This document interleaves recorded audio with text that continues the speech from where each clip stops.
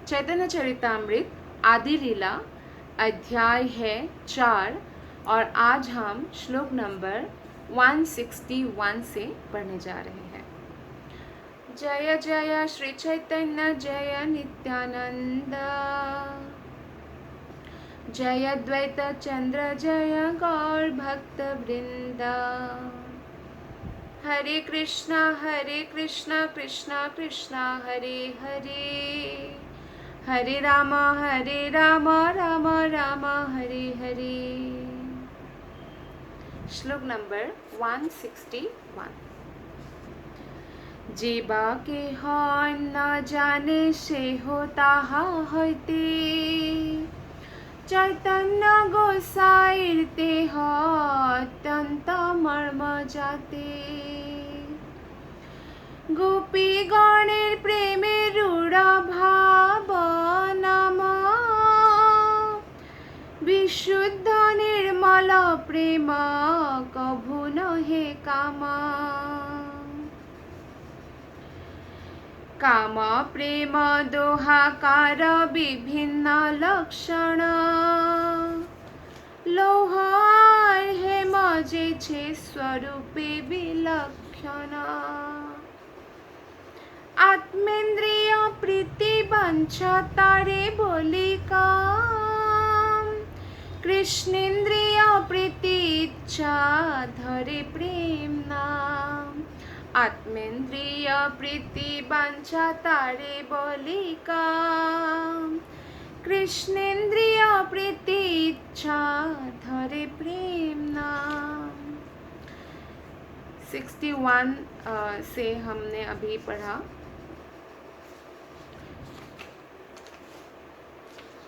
65 श्लोक 165 बहुत इम्पोर्टेंट श्लोक है।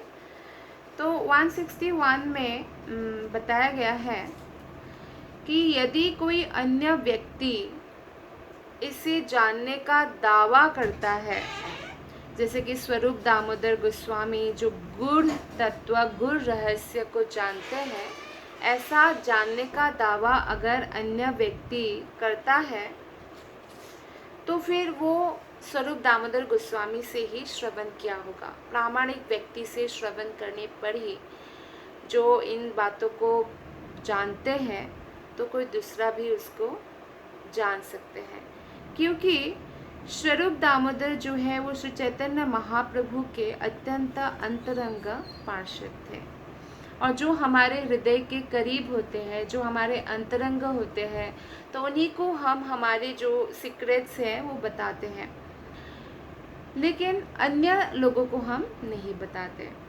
जैसे आपका किसी के साथ कोई प्रोफेशनल रिलेशनशिप है तो उसमें आप कोई पर्सनल ऐसी कोई रहस्य जो आप छुपाना चाहते हो बाकी लोगों से, या ऐसी बातें आप नहीं बताते हैं। तो इसी प्रकार से जो ये शुद्ध कृष्ण प्रेम है वो इतना गूढ़ रहस्य है कि वो जो लीलाएं होती है भगवान की वो इतना गूढ़ है कि वो किसी को भी भगवान नहीं बताएंगे, स्वरूप दामोदर गोस्वामी को बताया था क्योंकि वो उनके अंतरंग पार्षद है।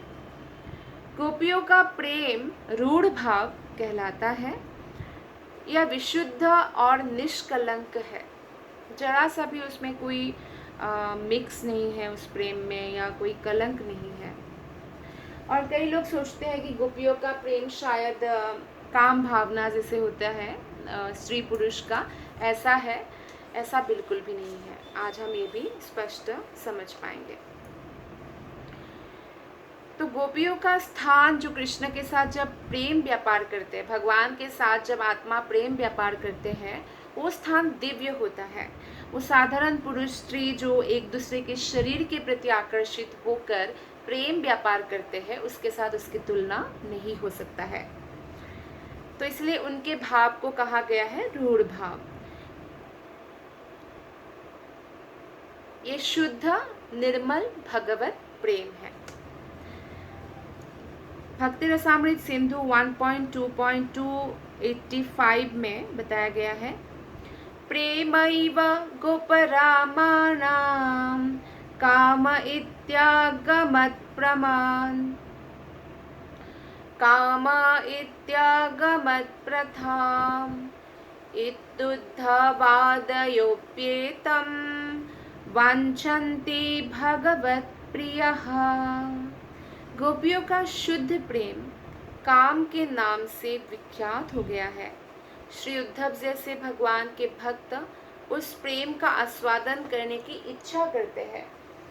अगर मानिए गोपियों का जो प्रेम है वो सांसारिक कामना वासना जैसा होता तो उद्धव जैसे महान ज्ञानी पुरुष क्यों गोपियों जैसा प्रेम प्राप्त करने के लिए लालायित होते हैं।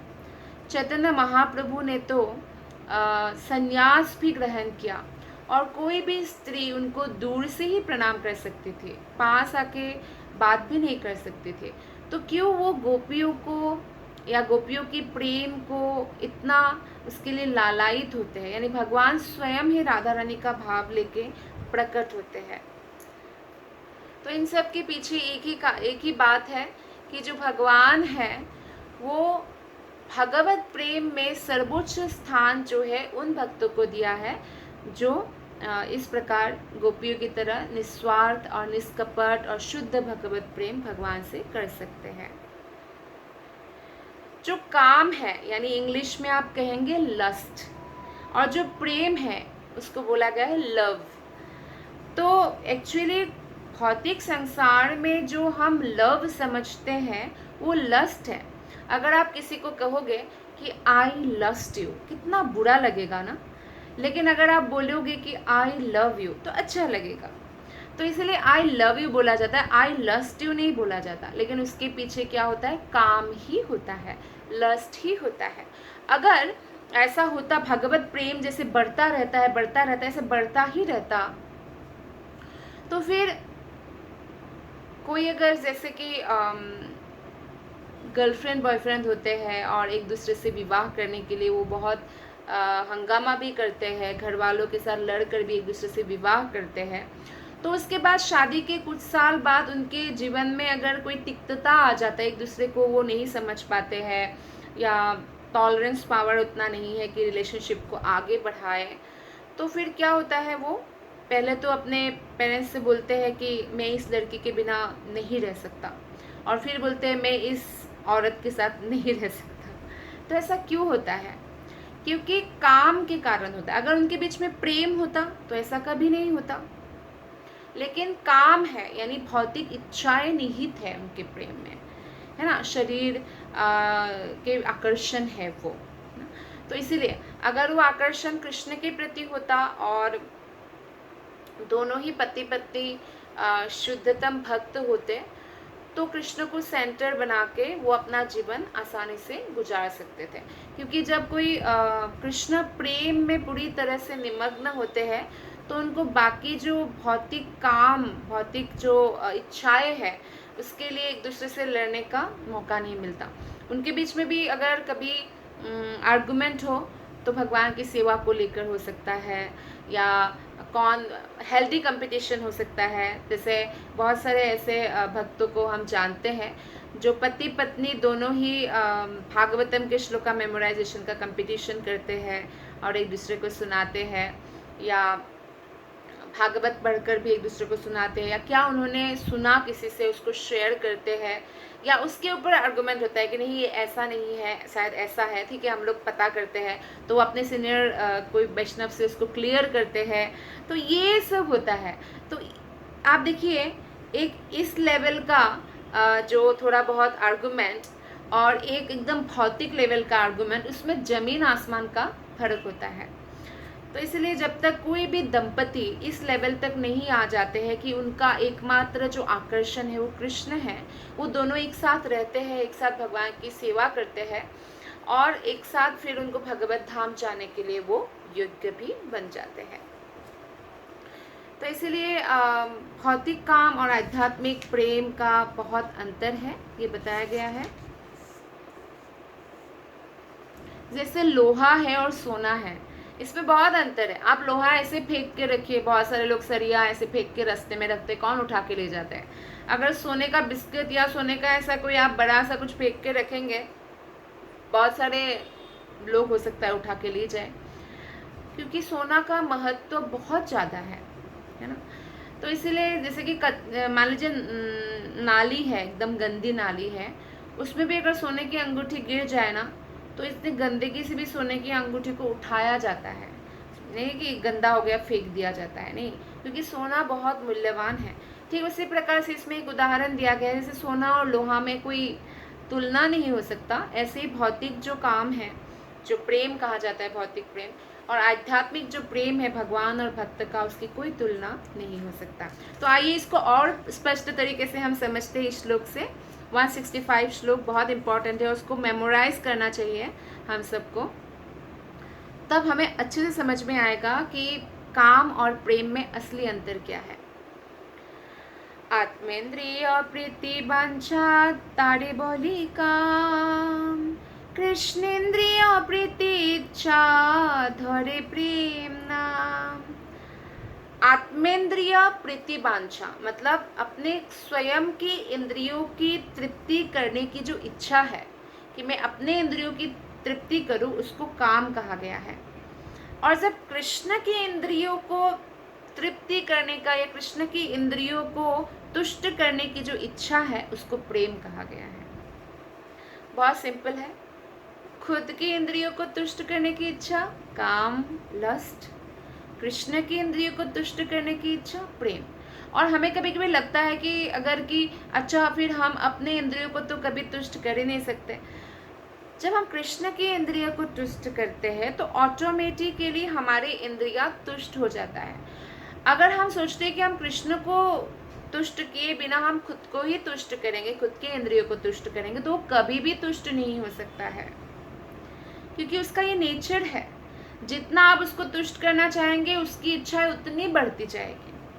आप देखिए, आप जैसे बहुत सारे लोग आप देखेंगे कि वो सोचते हैं कि इतना धन मुझे मिल जाए तो मैं खुश हो जाऊंगा, लेकिन उससे डबल उसको मिलता है फिर भी वो खुश नहीं होता, फिर भी वो और बिजनेस बढ़ाने की कोशिश करते हैं, और बिजनेस बढ़ाने के लिए। नहीं तो कितने सारे लोगों के बैंक बैलेंस इतना होगा कि उनके साथ जो जनरेशन है बैठकर खा सकते हैं, लेकिन फिर भी तुष्ट कहाँ है, वो तो अर्निंग करते जा रहे हैं ना। तो इस प्रकार से आप देखिए कि भौतिक जगत में कोई भी चीज़ जो है आपको तृप्त नहीं कर सकते। अगर आपको मान लीजिए रसमलाई पसंद है या गुलाब जामुन पसंद है, तो आपको अगर मैं 1 2 आपको बहुत अच्छा लगेगा, 2 2 आपको बहुत अच्छा लगेगा, 3 तक भी अच्छा लगेगा, फिर चौथे में आपको अच्छा नहीं लगेगा, ज़बरदस्ती लगेगा। और अगर इस तरह आपको मैं रोज़ ही खिलाती रहूँ तो 1 महीने बाद जब आपको कोई पूछेंगे कि आप क्या खाएंगे, आप बोलेंगे कुछ भी खाऊंगा पर मैं गुलाब जामुन नहीं खाऊंगा। मतलब आपको क्या पसंद है, सब कुछ पसंद है एक्सेप्ट गुलाब जामुन या रसमलाई, जो भी आपने इतना ओवर ईटिंग किया है तो आपको उसकी जो है अब वो आपको खाने का मन नहीं करेगा। कई लोग हम मिले हैं जैसे बोलते हैं आप पनीर क्यों नहीं खाते, तो बोलते हैं कि इतना पनीर खाया है ना कि अब पनीर खाने की इच्छा नहीं है। तो ऐसे भी होता है, जब आप चीज़ों का अति करते हैं भौतिक जगत में, वो फिर अच्छा नहीं लगता है। तो इसीलिए ये तृप्ति तो ऐसे भी नहीं कर सकते हम इंद्रियों को, तो क्यों ना हम कृष्ण की इंद्रियों को तुष्ट करें और इससे हमारी इंद्रियां तुष्ट हो जाएगी। एग्जाम्पल, एक बहुत साधारण एग्जाम्पल है, आपने कृष्ण के लिए बहुत सुंदर शाही पनीर बनाया, नान बनाया और हलवा बनाया मूंग की दाल का, और कृष्ण के लिए आपने कुछ चटनी बनाया, उसके साथ और कुछ पकोड़े बनाया, ऐसे अलग अलग व्यंजन बनाया आपने कृष्ण के लिए, ठीक है। तो आपने कृष्ण के सामने रखा, कृष्ण को प्रार्थना किया खाने के लिए, और फिर 10-15 मिनट बाद जो है आपने उसको प्रसाद को तुलसी पत्र डाल के आपने भोग लगाया, फिर आपने ग्रहण किया। तो क्या आपको वो स्वाद जो कृष्ण का जो महाप्रसाद है उसको आपको स्वाद नहीं आएगा? तो जो भगवान की इंद्रियों को अपने तुष्टि करने गए तो आपकी इंद्रियां तो तुष्ट हो ही गए, और प्रसाद का स्वाद तो दिव्य होता है जो साधारण आहार में आपको नहीं मिलेगा। तो इसलिए ऑटोमेटिकली तृप्त होते हैं। जैसे हम भगवान के बारे में जब श्रवण करते तो कान एकदम तुष्ट हो जाते हैं, या हम कोई कथा कीर्तन श्रवण करते तो कान तुष्ट हो जाते हैं। तो इस तरह से श्रील प्रभुपाद जी तात्पर्य में लिखते हैं कि प्रामाणिक शास्त्रों में शुद्ध प्रेम का वर्णन इस प्रकार हुआ है, सर्वथा ध्वंस रहितम सत्यपि ध्वंसकारणे यद्भावबन्धनं युनोः स प्रेमा परिकीर्तितः। यदि प्रेम संबंध के ध्वंस होने का पर्याप्त कारण होने पर भी यह ध्वंस नहीं होता है तो ऐसा घनिष्ठ प्रेम संबंध शुद्ध कहलाता है। आश्रित गोपियाँ कृष्ण से ऐसे ही शुद्ध प्रेम में बंधी थी। उनके जीवन का एकमात्र लक्ष्य था कृष्ण को सुखी बनाना। अपने इंद्रिय तृप्ति का तो सवाल ही नहीं आता था, भले ही उन्हें अपने स्वार्थों की बलि क्यों ना देनी पड़े। अब गोपियों के जो ये प्रेम को थोड़ा बहुत भी कोई समझता है तो आप देखिए ऐसे बहुत सारे भक्त हैं जो अपने जीवन में वो बहुत सारी चीज़ों को खा चुके हैं, जैसे कि नॉनवेज भी खा चुके होंगे। कई लोग शराब पीते थे पहले, बाद में छोड़ दिया। तो अपनी जो भी इंद्रिय तृप्ति उनको लगता था कि हाँ ये मेरी एक नशा है, आदत बन गई, लेकिन कृष्ण से प्रेम होने पर वो उन्होंने खुशी खुशी छोड़ दिया, जबरदस्ती नहीं, है ना। जैसे सुधारने के लिए कई लोग जबरदस्ती छोड़ देते हैं, ऐसा जबरदस्ती नहीं, खुशी खुशी छोड़ दिया उन्होंने। तो उनके जीवन का एकमात्र लक्ष्य क्या है? गोपियों के कृष्ण को सुखी बनाना। स्वार्थ की वो बलि दे देंगे, सब चीज़ों को वो सेक्रीफाइस कर सकते हैं बस कृष्ण प्रेम के लिए। तो उन्होंने एकमात्र भगवान कृष्ण की तुष्टि के लिए अपने आत्माओं को समर्पित कर दिया था। गोपियों तथा कृष्ण के बीच रंच मात्र भी काम भावना नहीं थी। और देखिए जब ये कथा आती है कि एक बार कृष्ण ने ऐसा लीला किया, गोपियों की एक्चुअली श्रेष्ठता हमेशा भगवान साबित करते रहते कुछ ना कुछ लीला के द्वारा। तो कृष्ण को सर दर्द हुआ, नारद मुनि आए थे, तो नारद मुनि ने बोला कैसे आपका सर दर्द ठीक होगा, दवा क्या है? तो बोला कि कोई भी भक्तों के चरणों की धूली अगर मैं सर में लगा लूँगा तो ठीक हो जाएगा। तब भी नारद मुनि ने तो अपने चरण की धूली नहीं दिया था। वो रानियों से पूछा, रानियों ने भी नहीं दिया कि अगर हम अपने प्रभु को ही चरण धूली देंगे तो कौन से नरक ही नहीं बना होगा ऐसा कि कोई नरक में हम जाएंगे, हमें कहीं स्थान नहीं मिलेगा। किसी ने नहीं दिया। फिर नारद परेशान होकर वापस आए नारद मुनि। तो कृष्ण ने कहा, तो नारद मुनि ने कहा कहीं नहीं मिला। तो कृष्ण ने कहा आप ब्रज में गए थे गोपियों के पास? तो नारद मुनि ने कहा नहीं, तो वहाँ जाता हूँ। तो वहाँ जाते हैं तो गोपियों ने भर भर के उनका चरण धूली दे दिया। तो नारद मुनि ने पूछा क्या आपको डर नहीं लगता है कि कौन से नरक पे जाओगे आप, ऐसा नरकगामी हो जाओगे ना आप तो गोपियाँ कहते हैं कि हमारे कृष्ण इतना सरदर्द में है और उनके सुख के लिए अगर हमें अनंत काल तक हमेशा के लिए भी नरक में रहना पड़े तो हम खुशी खुशी रह लेंगे। तो ये होता है निस्वार्थ प्रेम, कृष्ण के एकमात्र तुष्टि की जो आकांक्षा करते हैं। श्री चैतन्य चरितामृत का जो लेखक है कृष्णदास कबीरदास गोस्वामी, वो बलपूर्वक कहते हैं कि काम वासना जो है निजी इंद्रिय भोग का विषय है।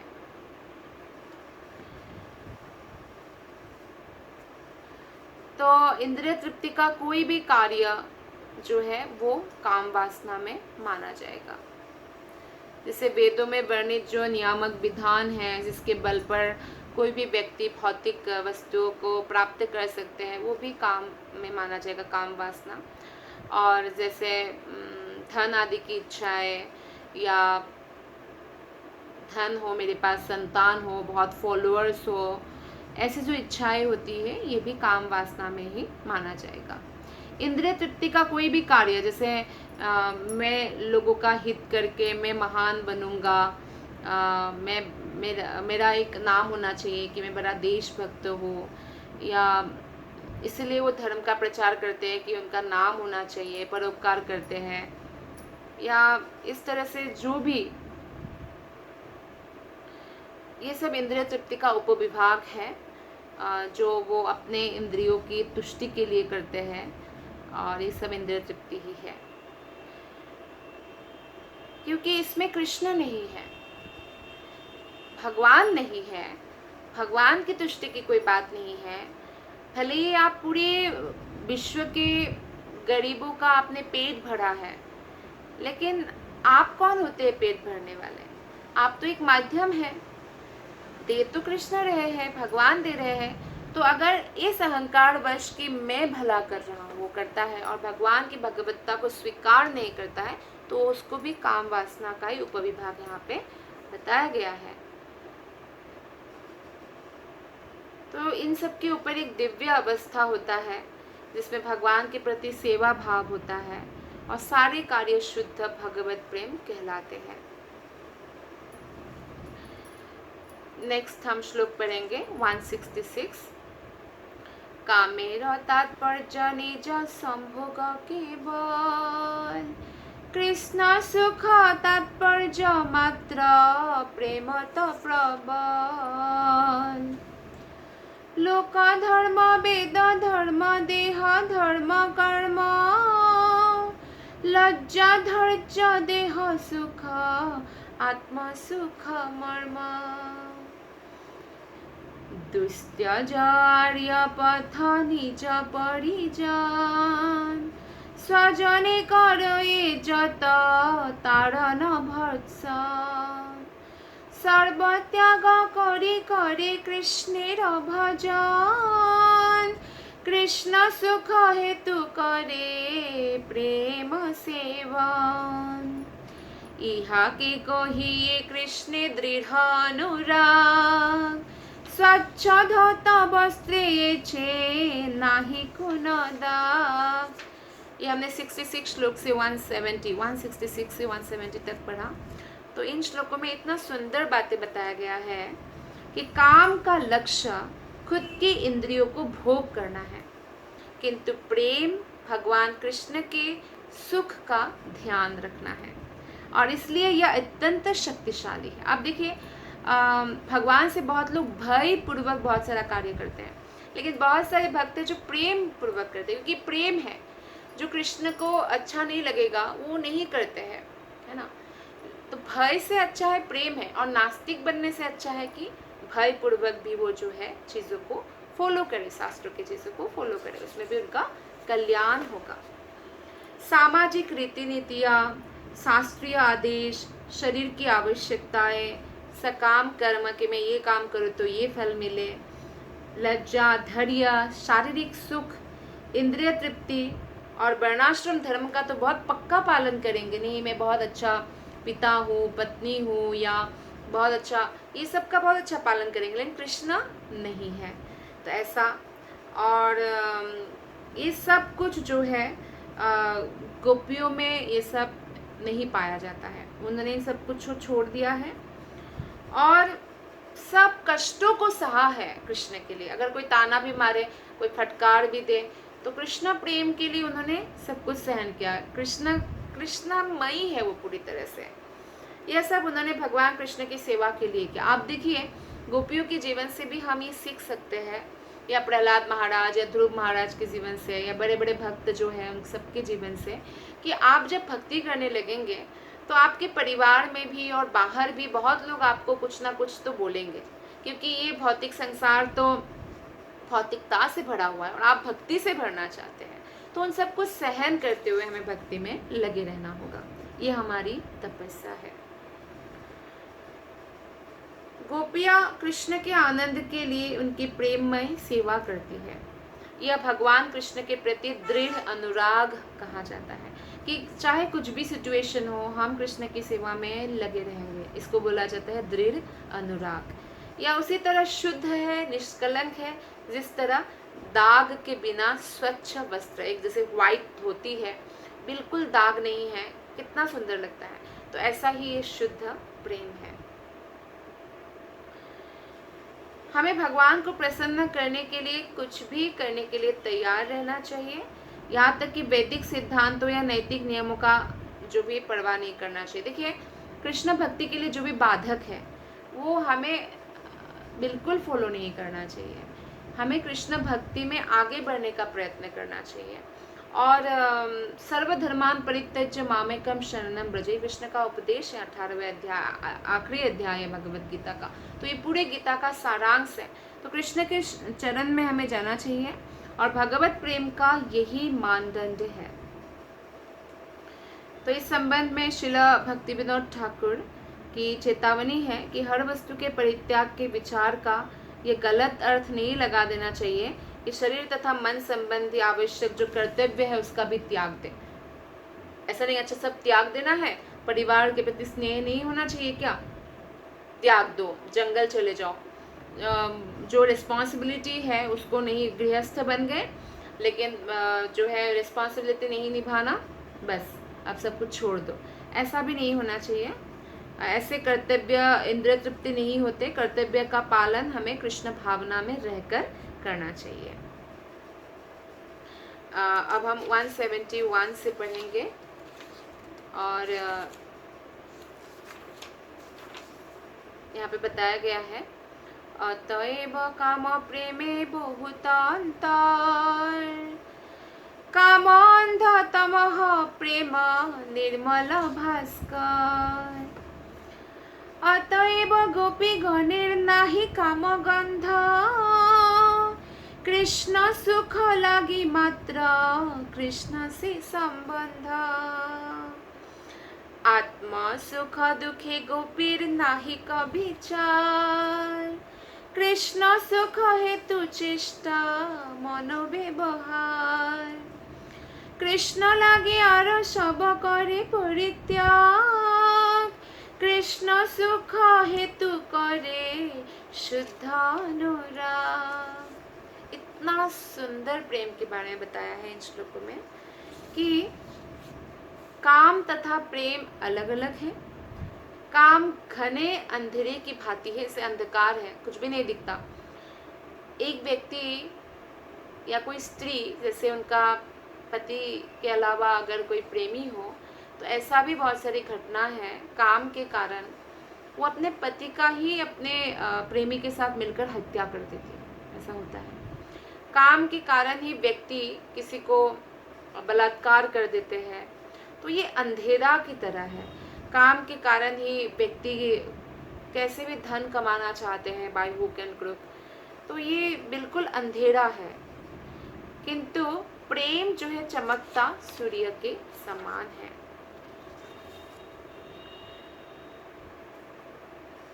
तो इस प्रकार गोपियों के प्रेम में काम का रंच मात्र भी गंध नहीं है। कृष्ण के साथ उनका संबंध एकमात्र कृष्ण के सुख के लिए है। भागवत में 10वें स्कंद में 31.19 श्लोक में जो आता है गोपी गीत, इसमें बताया गया है, यत्ते सुजात चरणम्बुरुहं स्तनेषु, भीतः शनै प्रियदधिमहि कर्कशेषु, तेनाटविमटसि तद्व्यथतेन किं स्वीत्, कुर्पादिभिर्भ्रमति धीर्भवदायुषां नः। तो बोलती है गोपिया कि हमारे प्राण एकमात्र आप पर आश्रित है, इसलिए हमारे मन इस आशंका से भरे रहते हैं कि आपका इतना कोमल चरण है, वो जंगल के मार्ग में जब चलते हैं छोटे छोटे कंकर से क्षत विक्षत ना हो जाए। इस तरह से कृष्ण के प्रति गोपियों का प्रेम दिखता है, दर्शन होता है, सुंदर प्रेम कि गोपियां निरंतर कृष्ण के सुख के बारे में सोचती ही रहती है। यहाँ पे बताया गया कि आत्मा सुख दुखे गोपीर नाही का विचार। अपना सुख दुख के बारे में गोपियों को कोई विचार नहीं है, थोड़ा सा भी परवाह नहीं करती। कृष्णा सुख हेतु चेष्टा मनो व्यवहार। उनकी सारी शारीरिक और मानसिक जो प्रयास है, चेष्टाएं है, भगवान कृष्ण को आनंद पहुंचाने की दिशा में लगी रहती है। बोलते हैं कृष्ण लागे यार सभी करे परित्याग, कृष्ण सुख हेतु करे शुद्ध अनुराग। उन्होंने कृष्ण के लिए अपना सब कुछ त्याग दिया और कृष्ण को सुख देने के लिए उनमें शुद्ध अनुराग है। तो ये हमने 175 श्लोक तक किया। आप सबका बहुत बहुत धन्यवाद। हरे कृष्ण।